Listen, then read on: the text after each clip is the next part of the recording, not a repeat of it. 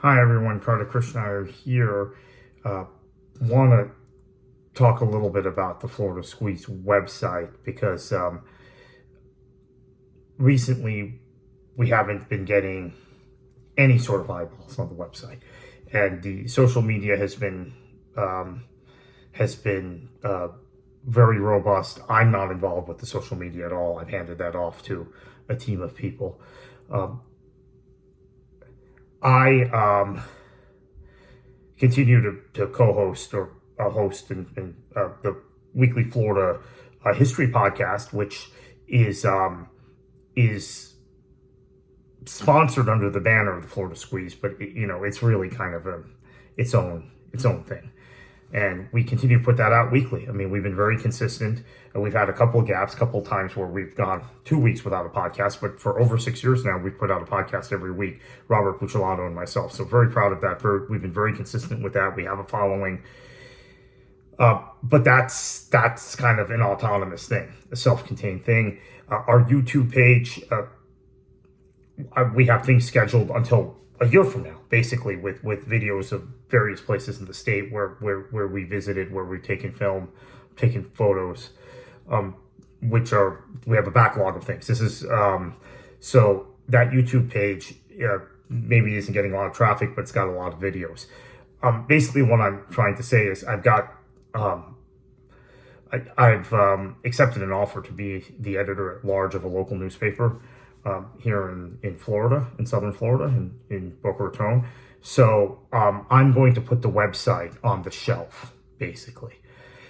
And like I said, the YouTube page, this is almost like when Warner Brothers shut down, Termite Terrorists shut down the cartoon division. There were shorts that Chuck Jones and Friz Freeling had produced, at Bob McKinson, that took up another year and a half. So the YouTube page is going to continue to be stuff for the next year, at least.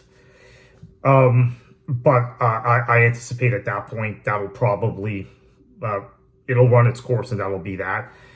And in terms of the social media, that's been handed off, that can continue to do the job it's doing. But I don't have the bandwidth anymore, as it's been noticeable, I think, the last several months. I mean, there hasn't been an actual original article on the Florida Squeeze. I've done some videos about things related to Canada and Canadian tourism, and maybe about Pam Bondi, which is just kind of rehashing old knowledge of mine, old stuff I've done. But there doesn't seem to be any need anymore for it, because quite frankly, the website, we're into the dozens in terms of viewers each day. So and I don't want to fire it back up by going behind a paywall, which is what it seems like a lot of people are doing. And there are a lot of people out there who do a great job on Substack or Patreon. But there are also, I have to say, people who go on Substack and write once a month and expect you to give them $5 a month or $7.50 a month. It's kind of, I'm not going to do that either. I do have a Substack, actually, Beyond the 90, which is a soccer, kind of more grassroots soccer focus. We're not covering the World Cup or the Premier League or stuff like that. We cover Florida soccer, right? We cover the Tampa Bay Rowdies. We cover the business of the sport.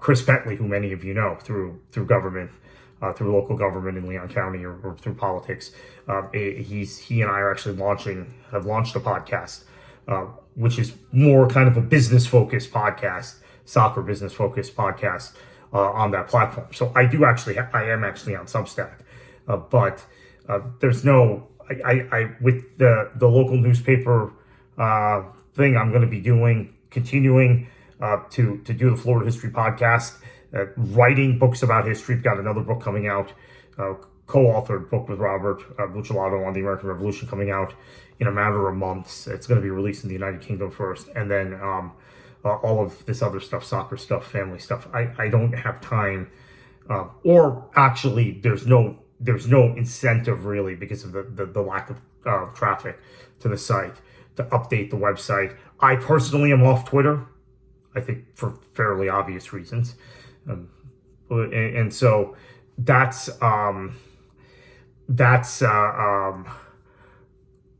effectively what used to drive traffic to the website. So yeah, it's a sad thing. I'm sorry about this. I feel like I've let some of y'all down, but that's where we're at, and maybe occasionally will be new content or links on there, but I don't think there's going to be any future original articles on the Florida Squeeze. Thank you for your patronage through the years. Thank you for all your support.